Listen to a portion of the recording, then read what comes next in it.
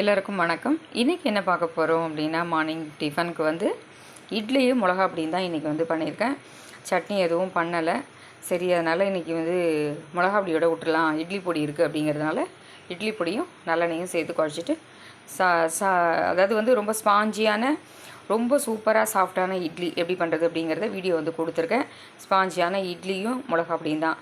6 tumbler அரிசி அப்படின்னா 1 tumbler அளவுக்கு உளுந்து போட்டுக்கலாம். கோபுரமான உளுந்து, நல்லா கோபுரமாக 1 டம்ளர் அளவுக்கு உளுந்து போட்டுட்டு 1 ஸ்பூன் அளவுக்கு வெந்தயமும் சேர்த்து அரைச்சிட்டோம் அப்படின்னா ரொம்பவே சூப்பரான ஸ்பாஞ்சியான இட்லி வந்து கிடைக்கும்.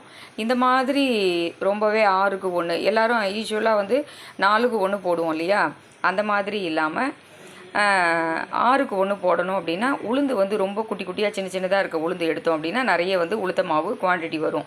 அந்த மாதிரி வாங்கும்போது அதிக உளுத்த மாவு அளவு வந்து கிடைக்கும். அப்படிங்கிறதுனால நான் வந்து நிறைய வீடியோவில் சொல்லியிருக்கேன். நீங்கள் அந்த மாதிரி ட்ரை பண்ணி பாருங்கள். மார்னிங் டிஃபனுக்கு வந்து இட்லியும் மிளகா அப்படி தான். அடுத்தது என்ன பண்ணுறோம் அப்படிங்கிறதும் இதை தொடர்ந்து அப்படியே பார்க்கலாம். அடுத்தது நம்ம வந்து இன்றைக்கி வந்து வெண்டைக்காய் சாம்பார் தான் பண்ண போகிறோம். சாம்பாருக்கு தேவையான பொருட்கள்லாம் நம்ம வந்து இப்போ சாம்பார் வைக்கிற பாத்திரத்தில் போட்டுக்கலாம். ஃபஸ்ட்டு வந்து நான் வந்து ஒரு 3 பேர் சாப்பிட்ற அளவுக்கு சாம்பார் வந்து பண்ண போகிறேன்.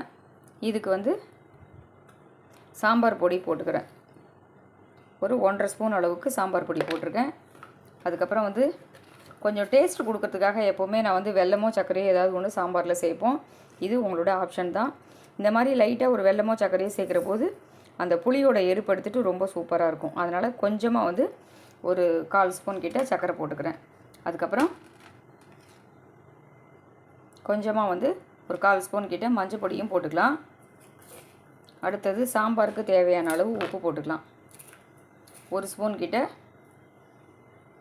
கல் உப்பு போட்டிருக்கேன். இப்போது ஒரு லெமன் சைஸ், சின்ன லெமன் சைஸ் வந்து மீடியம் சைஸில் இருக்கக்கூடிய லெமன் வந்து புளிஞ்சு, லெமன் சைஸ் அளவுக்கு புளி எடுத்து கரைச்சி வடிகட்டி எடுத்து வச்சுருக்கோம். இதை வந்து இதில் விட்டுக்கலாம்.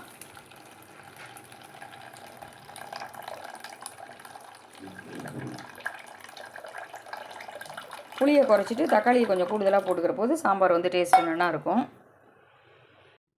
அடுத்தது சாம்பாருக்கு 2 தக்காளி வந்து நறுக்கி போட்டுக்கலாம். புளியோட அளவை குறைச்சிட்டு தக்காளியை சேர்த்து போட்டுக்கிற போது சாம்பார் வந்து டேஸ்ட் வந்து நல்லாயிருக்கும். இப்போ இது இருக்கட்டும். அடுப்பில் வந்து ஒரு கடாய் வச்சுருக்கோம், ஒரு பாண்ட்லி வச்சுருக்கேன். இதில் வந்து ஒரு 2-3 ஸ்பூன் கிட்ட ஆயில் விட்டுருக்கேன். இதில் வந்து பெருங்காயத்தை போட்டுக்கலாம். பெருங்காயத்தை நல்லா கட்டி பெருங்காயம் போட்டு பொரிச்சிட்டோம் அப்படின்னா ரொம்பவே சூப்பராக இருக்கும். இதில் வந்து 1 ஸ்பூன் கிட்ட கடுகு போட்டுக்கலாம். வெண்டைக்காய் சாம்பார் தான் பண்ண போகிறோம். 1 ஸ்பூன் கடுகு,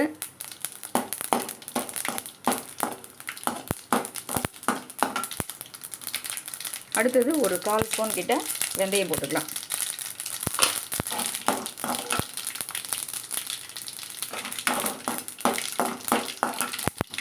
இப்போ வெண்டைக்காய் வந்து ஒரு 100 கிராம் கிட்ட, ஒரு 10 வெண்டைக்காய் இருக்கும், அந்த அளவுக்கு நான் அலம்பிட்டு நறுக்கி வச்சுருக்கேன். இதையும் வந்து இதில் சேர்த்துக்கலாம். வெண்டைக்காயை நல்லா வதக்கிட்டு போடும்போது அந்த வழவழப்பு தன்மை இல்லாமல் இருக்கும். அதனால் ஓரளவுக்கு நம்ம வந்து வெண்டைக்காயை வதக்கிட்டு அப்படியே சாம்பாரில் சேர்த்துக்கலாம். இப்போ இதை நல்லா வதக்கிக்கலாம். அதே மாதிரி சாம்பார் கொதிக்கும் போதே கருவேப்பிலை போட்டோம் அப்படின்னாலும் ரொம்பவே வாசனையாக இருக்கும். இப்போ இந்த வெண்டைக்காயை வந்து நல்லா வதக்கிட்டு இதையும் வந்து சாம்பாரில் சேர்த்து நம்ம நல்லா கொதிக்க விட்டுக்கலாம். இந்த மாதிரி ஓரளவுக்கு ஒரு 2-3 நிமிஷம் கிட்ட நம்ம வந்து நல்லா வதக்கிடணும். இப்போது இதை வந்து அப்படியே எடுத்து சாம்பாரில் சேர்த்துக்கலாம். இந்த வதக்கின வெண்டைக்காயை எடுத்து சாம்பார் செட் பண்ணி வச்சுருக்கோம் இல்லையா, அதில் வந்து நம்ம சேர்த்துடலாம்.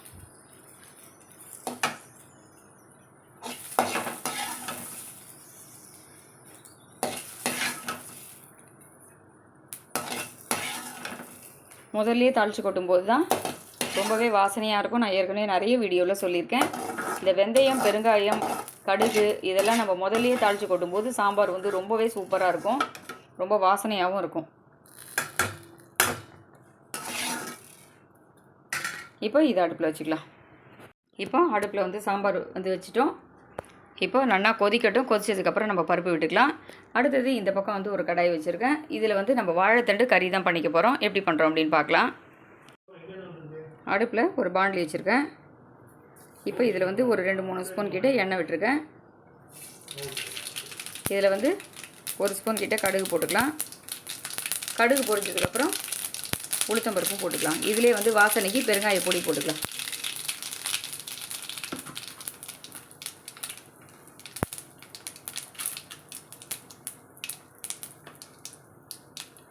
ஒரு ஸ்பூன் உளுத்தம்பருப்பு,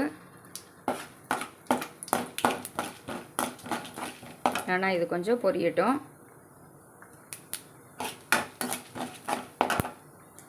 அடுத்தது கருவேப்பிலையும் காரத்துக்கு 2 பச்சை மிளகாயும் இதில் சேர்த்துடலாம்.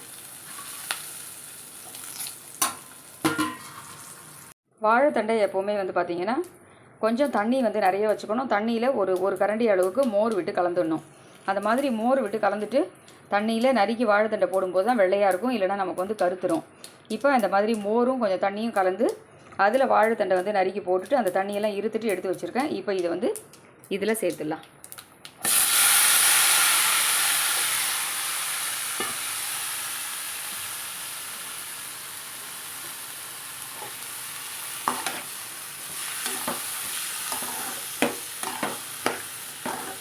நல்லா வந்து மிக்ஸ் பண்ணிக்கலாம்.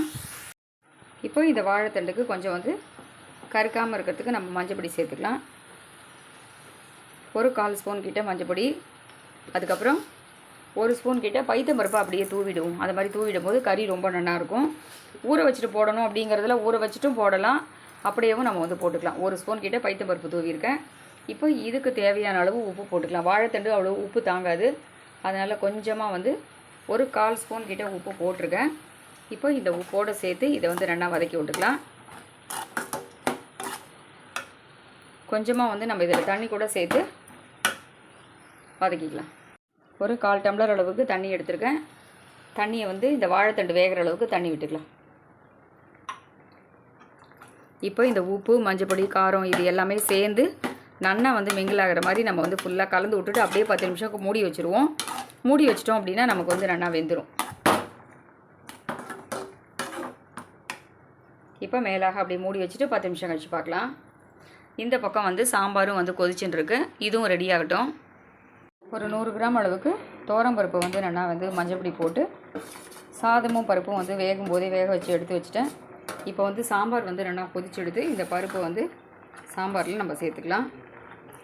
பருப்பை வந்து நல்லா மசிச்சுட்டு வச்சுக்கலாம். அப்போ தான் வந்து சேர்ந்த மாதிரி இருக்கும்.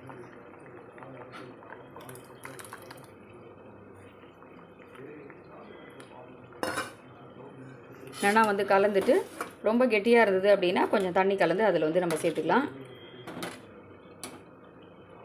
இப்போ இதில் வந்து கொஞ்சமாக வந்து நம்ம அந்த பருப்பு வச்ச பாத்திரத்தில் ஜலம் விட்டு நல்லா கலந்துட்டு அதையும் வந்து அதிலே சேர்த்துடலாம். இதை வந்து வேஸ்ட் பண்ண வேண்டாம். இதையும் வந்து இதிலே சேர்த்துட்டோம் அப்படின்னா சாம்பார் வந்து ரொம்ப திக்னஸாக இல்லாமல் கரெக்டான பக்குவத்துக்கு இருக்கும். இப்போ இதை அப்படியே வந்து ஒரு கொதி விட்டுட்டு மேலாக கொத்தமல்லி தழை தூவிட வேண்டியதான். ரொம்பவே அருமையான டேஸ்ட்டான வெண்டைக்காய் சாம்பார் உங்களுக்கு பார்க்கும்போதே தெரியும், கலர்ஃபுல்லாக இருக்குது பாருங்கள். முடிஞ்ச வரைக்கும் வந்து சாம்பார் ரசத்துக்கெலாம் வந்து கொஞ்சம் புது புளியாக எடுத்துட்டோம் அப்படின்னா ரொம்ப டேஸ்ட் நல்லாயிருக்கும். அப்படி இல்லைன்னா கொஞ்சம் புதுசும் கொஞ்சம் பழசுமாக கலந்து எடுத்துட்டா கூட நல்லாயிருக்கும்.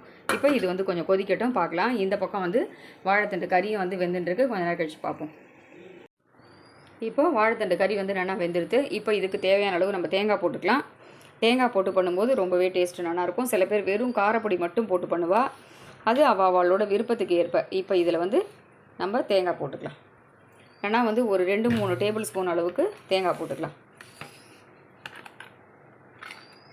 தேங்காய் வந்து தாராளமாக ஒரு மூடி அளவு கூட போட்டுக்கலாம். அப்போ தான் வந்து டேஸ்ட்டு நல்லாயிருக்கும். இப்போ ஒரு மூடி அளவுக்கு ஒரு 4 டேபிள் ஸ்பூன் அளவுக்கு தேங்காய் போட்டிருக்கேன். வாழைத்தண்டு கறி வந்து ரொம்ப சல்லுன்னு இருக்கும், அதாவது ஒரு டேஸ்ட்டே இல்லாமல் இருக்கும். அதனால் ஒரு 1/4 ஸ்பூன் கிட்ட சர்க்கரை சேர்த்துக்கிற போது அதோட டேஸ்ட் வந்து ரொம்ப நல்லாயிருக்கும். இது வந்து ஆப்ஷன் தான், உங்களுக்கு வேணும்னா போட்டுக்கலாம். ஆனால் இந்த மாதிரி போட்டு பண்ணும்போது அந்த கறி வந்து இந்த தேங்காயும் லைட்டாக அந்த சர்க்கரையும் சேர்ந்து பண்ணும்போது டேஸ்ட்டு நல்லாயிருக்கும். வெறும் ப்ளைனாக இருக்காது. இல்லைனா வாழைத்தண்டில் வந்து எந்த ஒரு டேஸ்ட்டுமே இருக்காது. அதனால் இந்த மாதிரி 1/4 ஸ்பூன் கிட்ட சர்க்கரை சேர்த்து நல்லா வந்து நம்ம மிக்ஸ் பண்ணிட்டோம் அப்படின்னா வாழைத்தண்டு கறி வந்து இப்போ ரெடி ஆகிடுது. ஃபுல்லாக வந்து நல்லா மிக்ஸ் பண்ணிவிட்டு பார்க்கலாம். ஸோ இன்றைக்கி என்ன சமையல் அப்படின்னு பார்த்துருப்பீங்க. சுட சுட சாதம், பருப்பு. சாமி நைவேத்தியத்துக்காக பருப்பு எப்போவுமே எடுத்து வைக்கிறது, காக்காய்க்கு சாதம் வைப்போம் இல்லையா, அதனால் சாதம், பருப்பு, அருமையான வெண்டைக்காய் சாம்பார், வாழைத்தண்டு பைத்தம்பருப்பெல்லாம் போட்டு தேங்காய் போட்டு வாழைத்தண்டு கறி. ஸோ இன்றைக்கி இதுதான் சமையல். தொட்டுக்கிறதுக்கு வந்து பங்கனப்பள்ளி மாம்பழமும் இருக்குது. 1 கிலோ மாம்பழமே வந்து 50 ரூபா தான். அந்த மாதிரி ஒரு 2 கிலோ கிட்ட மாம்பழம் வாங்கிட்டு வந்தேன்.